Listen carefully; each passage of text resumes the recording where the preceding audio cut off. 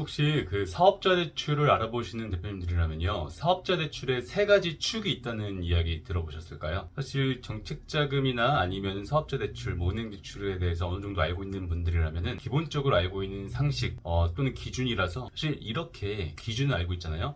그러면 외부적인 이야기들에 잘 휘둘리지 않습니다. 예를 들어서 우리가 항상 그 기준과 조건에 대해서 알지 못하기 때문에 결국 유행과 시기, 기회에 의존할 수밖에 없는 거잖아요. 그러다 보니까 사실 유행과 시기 아니면 뭐 기준을 대략적으로 알고 있는 정책자금 컨설팅 또는 브로커들한테 의존할 수밖에 없겠죠. 저는 뭐 그분들이 하는 모든 일이 잘못됐다는 것이 아니라 현재 대표님 컨디션으로 만약에 그분들 통해서 2개월 안에 만약에 자금을 받잖아요. 그러면 이미 대표님 회사의 컨디션만으로도 받을 수 있는 조건이 되었기 때문에 그렇게 받는 것이지, 단지 경로와 방법만 알고 있을 뿐이지, 그거는 결국은 한마디로 내가 기준만 알고 있었으면요, 그리고 내가 조건만 알고 있었잖아요. 그러면 대표님이 혼자서도 다 받으실 수 있는 것이었습니다. 오늘은 그래서 사업자 대출에 대해서 기본 세 가지 축을 알려드리고 그리고 이 축을 어떻게 활용할 수 있는지를 말씀드리도록 하겠습니다. 일단은 제가 최근에 만나봤던 어떤 대표님은요, 어떻게 보면 플랫폼 그리고 어떻게 보면 프랜차이즈로 사업을 성공했던 분인데요. 사실 제가 느끼는 건 그렇습니다. 정말로 성공하시고 잘 되신 대표님들은요, 항상 교만하진 않는데요. 그래서 자신의 성공 경험이 전부라 생각하지 않는데 때로는 안 그런 분들이 좀 있으시더라고요. 예. 그래서 그런 분들은 결국 다른 사람들이 이제 자금을 필요로 하고 대출을 필요로 하는 것을 보고 그것을 무조건 부정하거나 그거는 사업성이 없기 때문에 그런 것이다 하는데, 사실 제가 봤을 땐 절대 그렇지 않습니다. 그것을 레버리지로 더 큰 이익을 보고 더 크게 성장할 수 있고 더 큰 디딤돌로 삼는 분들이 정말 사업을 잘 하시는 분들이고요. 그리고 그런 분들은 대부분 어떻게 보면 정말 그 대출이 덜 필요한 뭐 서비스 아니면 플랫폼 그런 것으로 사업하시는 분들은 그게 가능할 수 있지만, 일반적인 뭐 제조를 하시는 분들은 또 더욱더 사업자 대출이 없을 수가 없죠. 그렇기 때문에 저는 사업을 하시는 분들이라면, 심지어 서비스나 플랫폼 하시는 분들이라도요, 사업을 레버리지로 키우시거나 아니면은 사실 사업이란 사이클이 우리가 어떻게 될지 모르잖아요.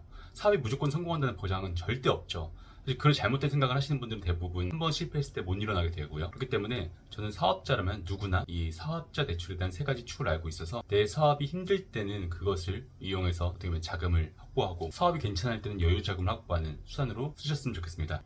그러면요, 사업자 대출 세 가지 축이 가장 중요한 게 뭐냐? 첫 번째 축은요, 컨디션, 기업의 상태입니다. 우리가 보통 바꿀 수 없는 상태라는 거 있죠. 뭐 매출을 올리기 위해서는 어떤 기업이든 다 노력할 거 아니에요. 그래서 매출에 대해서는 우리가 어쩔 수 없는 외부적인 요인에 의한 정말 변수라고 치면은요, 내부적으로 내가 바꿀 수 있는 우리 기업의 컨디션 있잖아요. 그 컨디션이나 상태가 뭐가 있냐면은, 일단 당연히 기업의 재무제표. 사실 이거 단순히 세무사분한테 다 맡겨가지고 하잖아요. 너무 세금만 줄이려고 하다 보니까 대출엔 너무 불리한 정도로 많이 작성하시는 분이 많은데, 그렇게 하면 안 되겠고요. 그리고 사실 우리가 메인 비즈, 연구소 그런 것들이 사실 특정 기업만 받는 게 아니라요, 정말 웬만한 기업은 다 받으실 수가 있습니다. 그런 식으로 우리가 인증들 중에서 우리 기업이 충분히 우리 기업을 입증할 수 있고 우리 기업을 자격할 수 있는 인증들이 있는데, 그것들을 그냥 모르기 때문에 건드리지 않는 분들이 너무나 많아요. 제가 봤을 때는 정말 시중에 있는 기업들 중에서 일반 기업들 중에서 한 80% 정도는 확실히 적게 잡아도 80% 정도는 그걸 모르기 때문에 못 받는 기업이 너무 많다고 생각을 합니다. 그런 것들도 있고, 그리고 또 가장 중요한 거 뭐 연체 관리, 사업자 대출에 대한 연체 관리나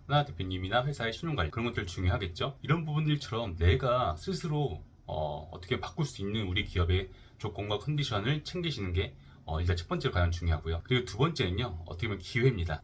사실 요즘에 제가 비판하는 브로커나 그런 분들은요, 대부분 이 기회, 예를 들어서 자금이 이 기업이 어떤 게 해당이 된다, 그리고 어떤 자금이 지금 시작됐다 하는 그 공지만 잘 보고 그런 것들에 대해서 신청하는 방법 또는 그런 내용을 잘 모르시는 대표님들한테 광고를 하거나, 아니면은 뭔가 대단한 노하우가 있는 것처럼 그래서 어떤 기업이 돈을 받잖아요. 그럼 자기가 잘해서 돈 받는 것처럼, 돈을 받을 수 있는 것처럼 하는데, 사실 대부분 그렇지 않고요. 대부분 이제 그 사람들이 받았으면요, 대표님도 충분히 받을 수 있는 자금입니다. 사실 그렇게 정책금융기관이나 은행 등에서 바보가 아니에요. 그래서 내가 그 기업에서 흔히 아까 말했던 그 컨디션, 기업의 상태 또는 재무, 그 정도로 보고서 판단을 하지, 누군가를 통해서 어떤 대단한 것 때문에 판단하지 않습니다. 그런 것들은 허구고요. 그런 걸로 그 돈을 빌려주는 리스크를 감당하지 않아요.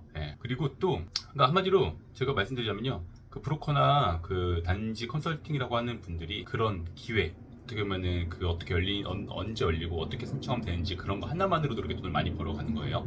그리고 마지막으로는요, 그 기업의 어필이 되게 중요합니다.